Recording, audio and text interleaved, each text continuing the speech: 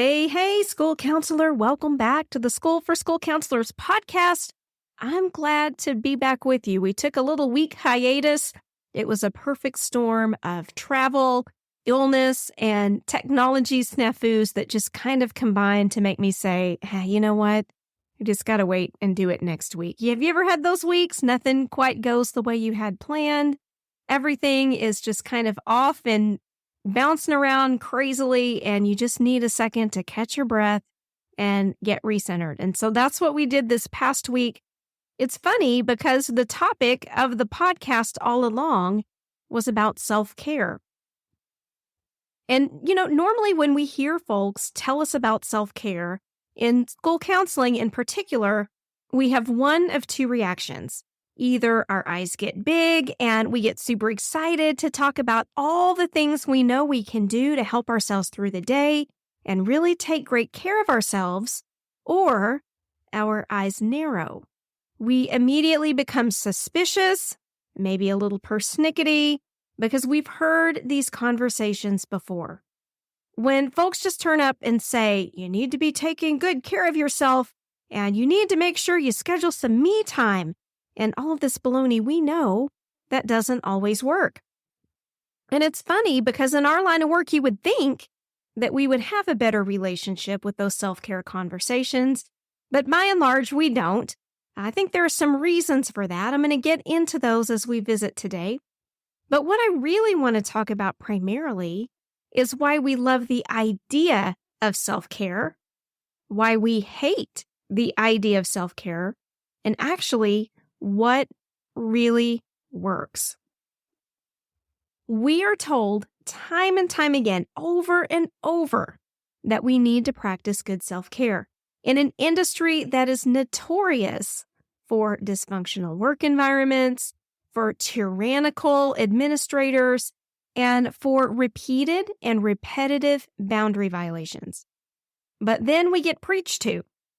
We get preached to about maintaining good self-care, and it begins to become so stinking ironic that it's almost funny. So today I want to talk through all the ins and outs of that self-care debate, why we're so resistant to the conversation, why we feel like, why even bother? Why are we even talking about this?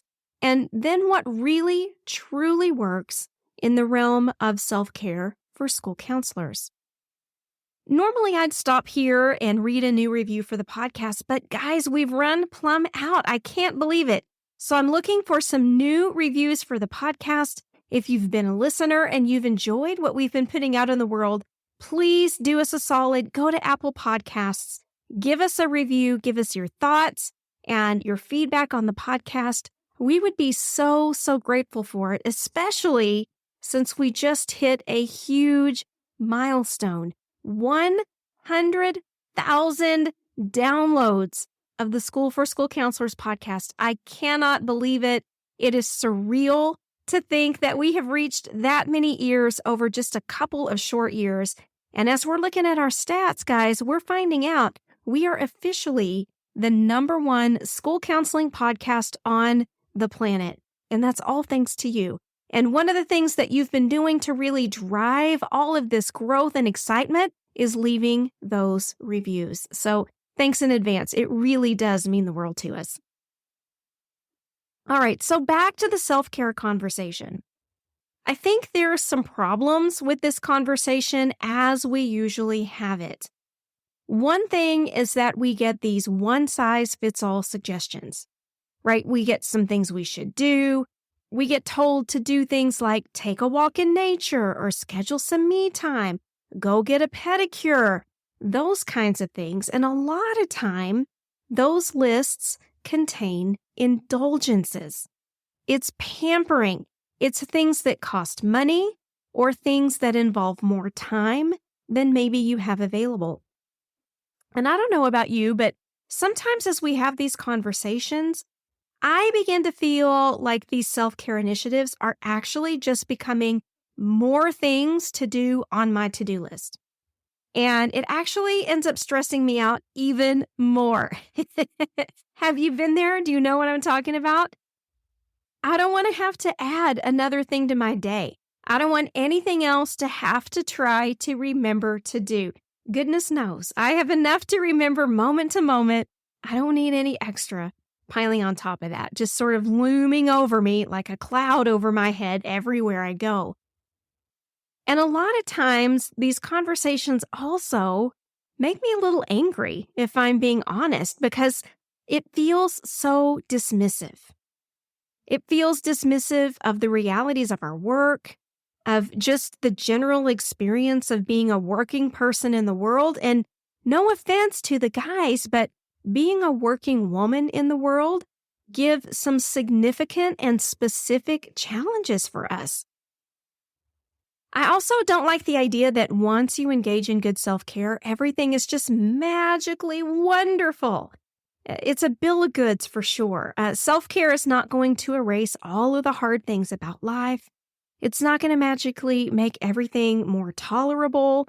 You're not going to be instantaneously happy and optimistic, and the birds aren't going to sing every morning just because you've engaged in some of these indulgences. It's not realistic. But that's often the way people try to convince us to take good care of ourselves. So while it's well-intentioned, I'm afraid it's pretty misguided. And so, you know me, I don't do cliche. I don't tolerate it well. So these conversations really start grating on my nerves when folks try to convince us that once we engage in good self-care, everything is sunshine and roses. It takes me back to the days when I used to run marathons. I've mentioned this a time or two in the past, but I used to be on a running team that would run marathons for charity. And when I signed up to do this, I was just telling my masterminders this afternoon, I could not run around the block. It was the craziest thing. I just got inspired to sign up and try it. And my husband said, "What are you thinking? You can't even run around the block." And of course, he encouraged me, and he said he believed that I could do it if I wanted to do it. But what in the world inspired you to take this step? And I said, I don't know. I just want to see if I can do it. I've kind of been that way my whole life. I just want to see if I can do things that other people can't do. And so what I learned as I got into that world in training for marathons was that the process involves extraordinary amounts of self-care. Because without it, you're never, ever going to cross the finish line.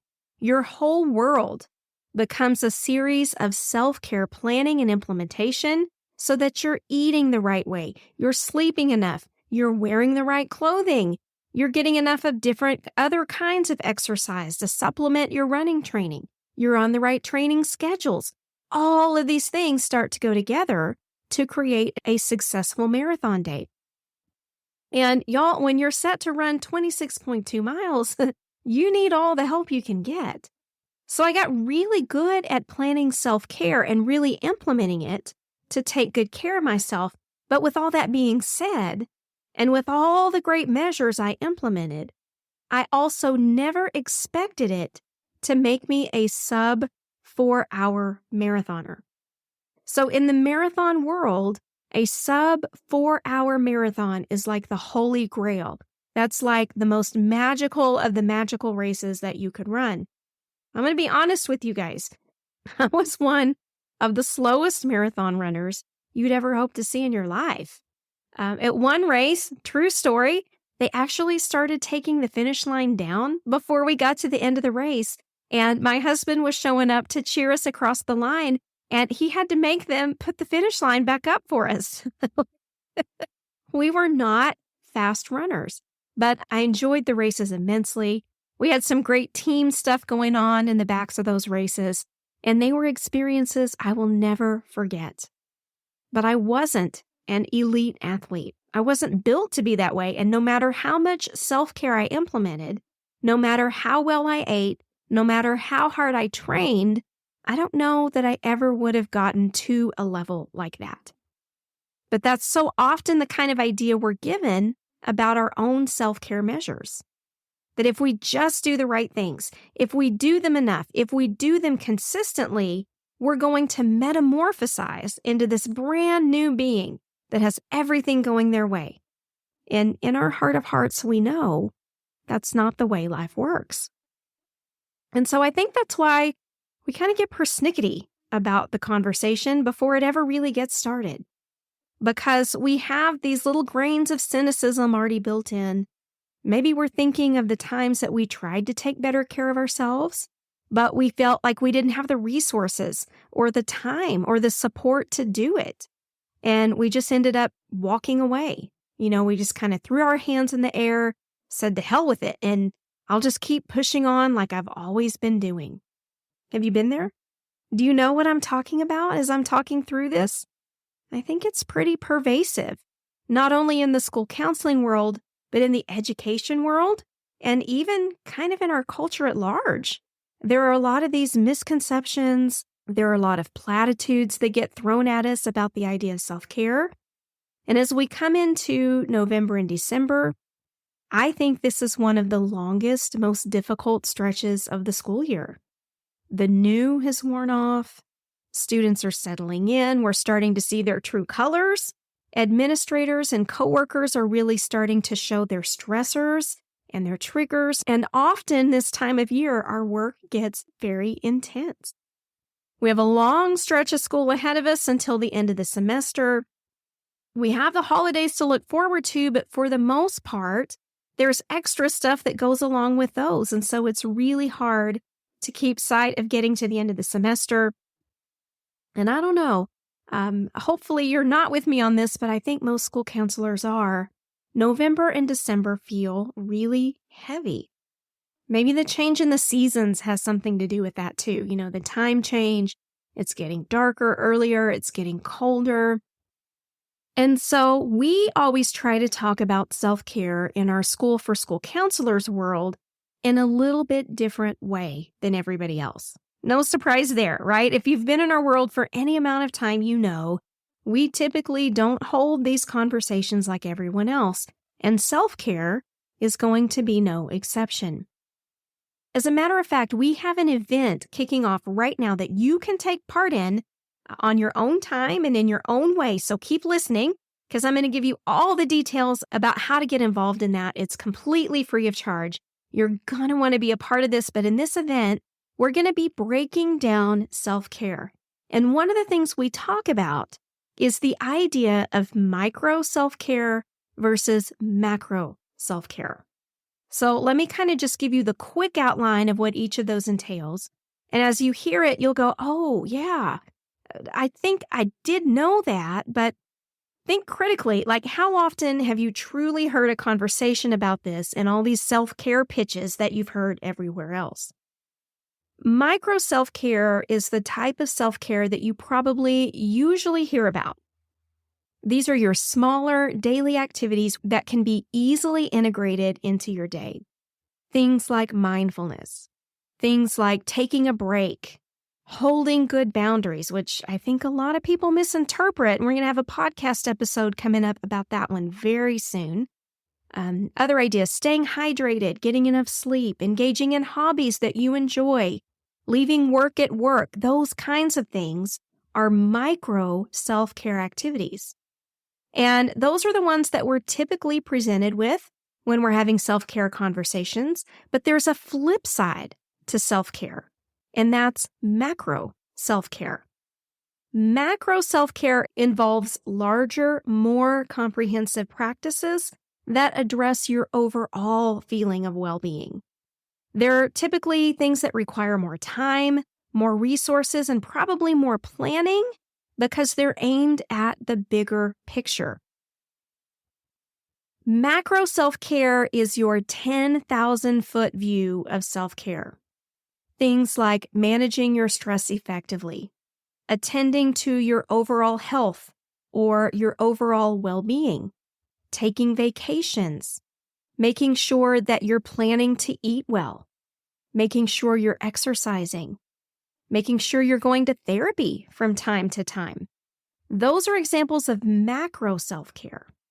And the micro activities can certainly fit into the macro frameworks, but if we're just doing micro activities with no rhyme or reason to them, we're just doing them because somebody told us to, of course they're not going to feel meaningful to us. They're not going to feel as relevant in our current circumstances. And that's when we really start to resent people talking to us about taking care of ourselves. Both of these components, micro self-care and macro self-care, are really important. They have to be things that you're actually going to do or things that you actually can do, right? The micro is going to address the daily stressors. They're going to help you maintain balance. And then the macro aspects are going to push you toward the bigger, longer term effects that you're really seeking. These categories of self-care can also be adapted. It doesn't have to be 50% in micro and 50% in macro all the time. We know as school counselors that life ebbs and flows. Our workloads intensify and back off from time to time. Things get busy, then they let up. Life gets difficult, and then it gets a little bit easier. So you can adapt your self-care efforts according to your season. If you're super busy and you don't have time for one other thing, you don't have time to think about anything else, you're probably going to be focusing on more micro self-care, the things that you can easily implement day to day, moment to moment. Whereas if you have a little bit more time and more resources available, you might be looking toward macro efforts to support you and sustain you in some bigger goals. You'll have the plan to think through the future to those, to plan them out, to be intentional about implementing them. I think personally, that's why we feel so frustrated with the self-care talk in general. Because as school counselors, as people who work in the education field, and as partners, caregivers, we feel perpetually busy and overwhelmed, don't we? We feel like we never have a second to breathe. We're always running from one thing to the next. We're putting out one fire at school and then going home to put out another. And it just starts feeling like craziness. And so when folks start talking to us about, well, make sure you're engaging in some good self-care activities, it feels like we're just slapping this Band-Aid on these bigger systemic problems. We get frustrated about being misutilized on our campus, not feeling like our voice is heard, not being invited into big decisions on campus. Sometimes we're overscheduled. We don't have enough time to build our programs the way we want to. We don't have enough flexibility in our day. We're not being viewed as an authority on campus. All those things are so stinking draining. And then add to that all of your personal stressors, and self-care starts to make a lot of people feel like we're just slapping this Band-Aid on the situation. The interesting thing is that there's some studies on this. You know, I'm always going to go to the research. There are lots of articles out there with teachers and educators talking about how they don't want to hear more about self-care. They don't want to be sitting in meetings, having their administrators tell them that they should be using better self-care measures. And the participants say things like, you know, if they really cared about self-care, then they wouldn't make me sit in this meeting. They would let me go home. They would give me more planning time. They would give me the things I knew to do my job, right? All those things. I bet you've probably heard that at your school, haven't you? You've probably even thought it or said it yourself. Because I know I have. I know that I was teaching in particular. I said those kinds of things a lot. But as I said, there are several studies that have looked at this, and it's really interesting. One that was conducted by a team consisting of Jennings, Brown, Frank, Doyle, Davis, Rashid, DeMoro, Greenberg. Man, that's a whole bunch of folks. In 2017, they implemented a self-care plan for teachers working in high-poverty elementary schools in New York City. And it focused on teachers' own emotional regulation and mindfulness, really working just to try to get them in touch with their emotions, how they saw the world, how they could self-regulate. They worked with these teachers all year. It was about 9 months. At the end of that, the research showed statistically significant improvements in reduced psychological distress, fewer aches and pains, and an improved ability to stay calm. In the intensity of that high poverty, high needs campus, they were able to show, and study is not the only one, that whereas we feel like, I don't really know how much self-care works, I know how important it is, but I don't really feel like it's super important. There's so many more bigger fish to fry. My school isn't following the ASCA model. My principal is scheduling me in rotations. Everything is terrible. Nothing's going to get better until all that stuff gets fixed. These kinds of studies are showing that indeed it would be nice if those things got fixed. But in the meantime, you really can take control and emphasize your own well-being, promote your own self-care, even within a crazy, crazy work environment. It's possible, and I would say preferred, to be able to do these kinds of things. The trick is going to be finding something that's going to actually work for us, right? Because no one's life is the same. No one's campus is the same. No one's situation is the same. We have to find something that really, truly works for us. And we've got to develop a self-care plan that keeps the micro and the macro efforts in balance. Because when we have too much micro self-care, we end up potentially compromising our own boundaries. We're not taking good care of our overall mental health or our physical health. But on the flip side of that, if we're focusing too much on the macro self-care, we feel more stressed moment to moment. And so we've got to have a great plan that's really balanced and that includes things that are actually realistic for us personally in our own real life situations. That's so important. I think it's really hard to read a list and pick out one or two things and say, oh, those look great, and implement them without fail, and then feel amazingly fantastic. If that were true, I think the self-care conversation would be much different everywhere we're having it. The good news is that we have a self-care challenge that is open right now. It's called the No Stress School Counselor Self-Care Challenge. Say that 5 times fast. And it is a self-guided, self-paced event because we really did endeavor to make this truly no stress. We didn't want you to have any meetings to have to remember to attend. We didn't want you having to go find anything or buy anything. We wanted to make this truly our best effort at self-care outreach that's realistic and attainable so that you can feel more balanced, more composed, and more effective as we get into all of this holiday hustle and bustle, both on campus and in our own homes. The self-care challenge is going to walk you through step by step in helping you identify what kinds of self-care don't work for you. What do you not want to do? What makes you angry when people suggest them to you? And then it's going to help you find your effective micro and macro self-care initiatives. It's going to educate you about something that we've developed called the cycle of role dysfunction in school counseling and how that plays into your self-care plan. And at the end of the whole thing, you will have developed a completely customized, personalized self-care plan that you can realistically implement to help you feel more in control, more centered, more grounded, and more able to attend to the things that you need to. All of this comes your way in the version of a daily email.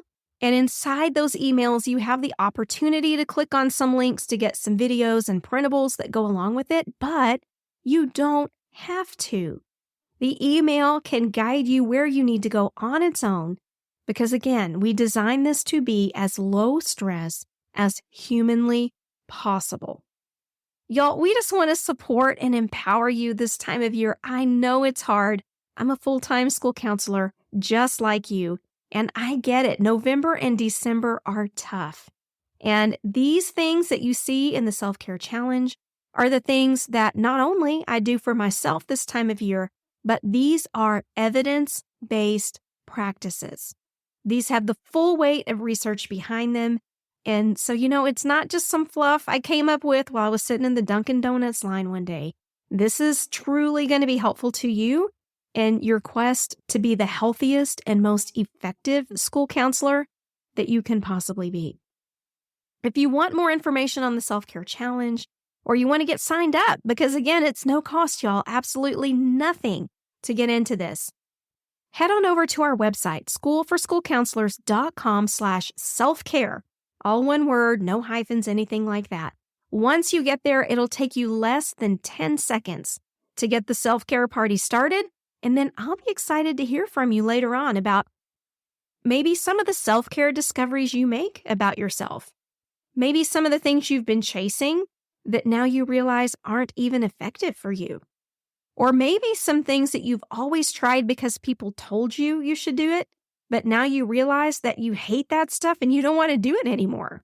Maybe you want to do something completely different.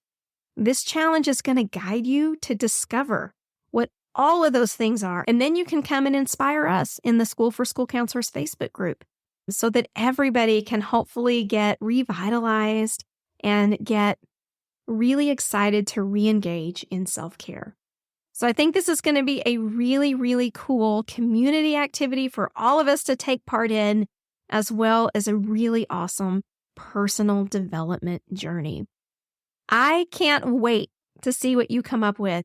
schoolforschoolcounselors.com/self-care. All right. I hope that episode got you thinking about your own self-care pursuits. I hope that got you thinking about how effective they are for you, or maybe a category you might be missing in your current plan. And you know what? That's okay. It's absolutely okay. We're going to get you all lined out and ready to go for the beginning of 2024.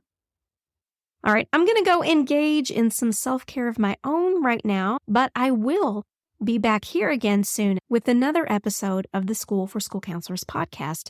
So keep listening.